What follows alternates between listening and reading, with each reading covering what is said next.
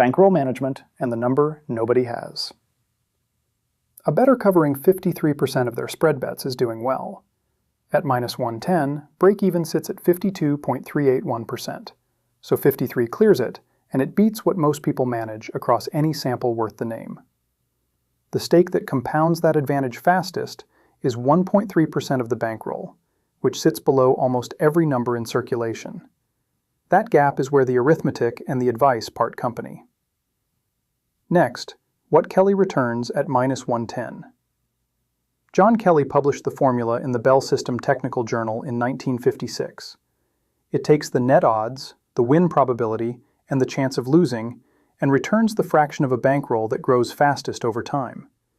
At -110, a bettor risks 110 to win 100, which puts the net odds at 0.909. Run the 53% bettor through it, and the answer is 1.3%. Move up to 54. The stake jumps to 3.4. At 55, it reaches 5.5% of bankroll. Most people who use Kelly at all use a fraction of it, because the full stake swings hard. Half Kelly at 53% comes to $6.50 on 1,000. Set that against the rule of thumb that turns up everywhere, which puts a unit at 1 to 3% of bankroll and calls anything past 5% reckless. The arithmetic also runs backwards. Staking 1% is full Kelly for a bettor whose true rate is 52.86%, and staking 3% is full Kelly at 53.81. Every figure in that conventional range smuggles in a specific and fairly heroic assumption about how good the bettor is. The range never arrives with the assumption attached. Next, twice the right stake cancels the advantage. Here the arithmetic does something people find hard to believe the first time through. Expected profit per bet stays positive at any stake, because the bet itself has positive expectation. Expected growth of the bankroll does not. Take a basis point to mean 1/100th of 1%. The 53% bettor's growth rate peaks at the Kelly stake, 1.3%, at 0.77 basis points a bet. By 2%, it has already slid back to 0.55. At 2.6%, it's 0. Past that, it turns negative, and it turns negative fast. At 5% of bankroll, the growth rate is -5.48 basis points, about 10 times the size of the loss at 3%. 2.6 is exactly twice the Kelly stake, and that doubling holds across the whole range a spread bettor could plausibly occupy. Double the correct bet, and the compounding cost of the down moves swallows the entire advantage. A 53% bettor staking 3% a time holds positive expectation on every individual wager and watches the bankroll shrink anyway, which leaves the conventional range in an awkward spot. Its upper half sits past the point where the mathematics stops working for anyone whose real rate is 53%, and calling 3% merely aggressive gets the sign wrong. Next, the formula needs a number nobody has. Every figure so far takes the true win rate as given. Nobody has it. A bettor feeds in an estimate of their own rate, and the formula turns out to be more sensitive to that estimate than to anything else in it. 1 percentage point does enormous work here. Moving a believed rate from 53 to 54 moves the Kelly stake from 1.3% to 3.4, which is 2.6 times larger, for a difference nobody can detect in their own records. Overestimation is the common error here, and the expensive one. Take somebody who believes they're a 54% bettor, and stakes 3.4% accordingly. Suppose the truth is 53. Still a good number, still clear of break-even. Expected growth comes to -1.24 basis points a bet. A winning bettor with a shrinking bankroll, and their own results won't tell them so for years. Next, below break-even, no stake works. At a win rate of 51.8%, the Kelly fraction is negative, which is the formula's way of saying the correct bet is nothing at all. That number has a source. Stephen Levitt's 2004 paper in The Economic Journal reports favorites covering the spread 48.2% of the time across 4,793 NFL games, 21 seasons ending in 2001. Mirror that, and the underdog side lands near 51.8%, once pushes are set aside. 21 years of football, and a bettor taking every underdog sat below break-even for all of it. No unit size rescues that position. Sizing sets the speed.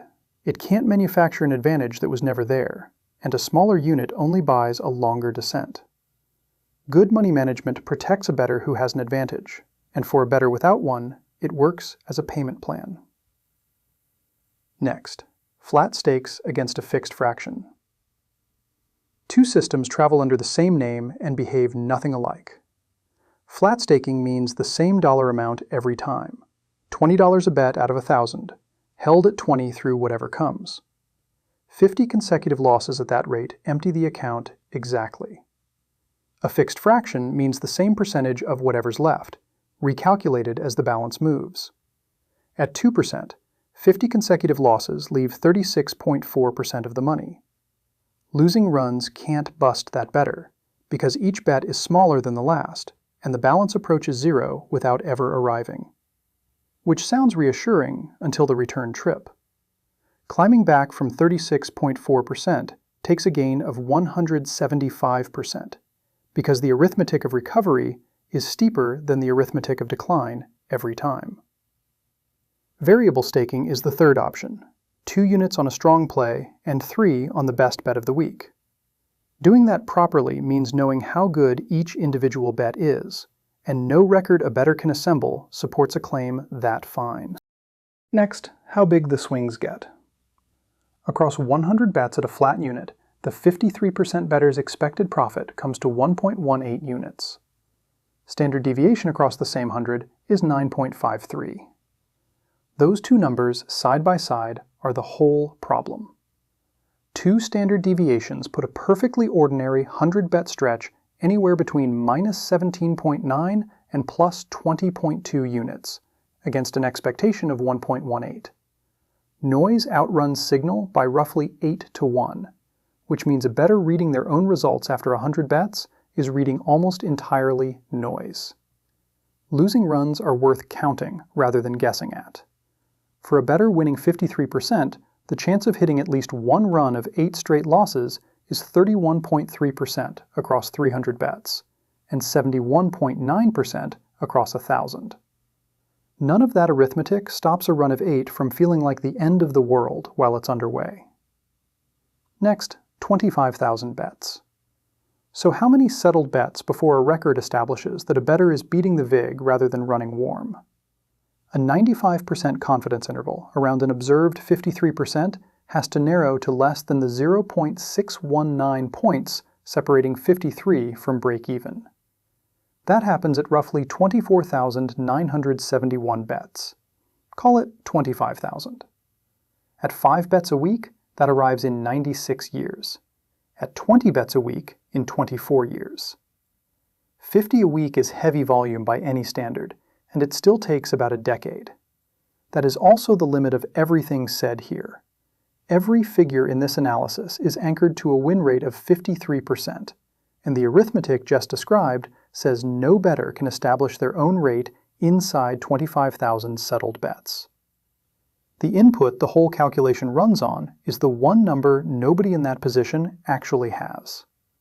Levitt looked for that persistence among the 285 entrants in a 2001 NFL handicapping contest, 19,770 wagers between them.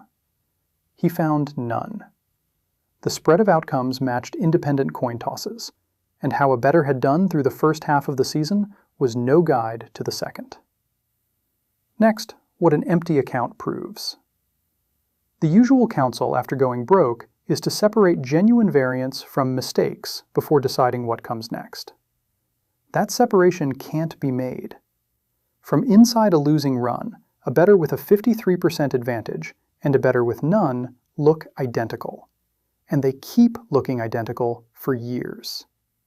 A depleted account says the stake was too large relative to the true win rate, and the true win rate is the number nobody has.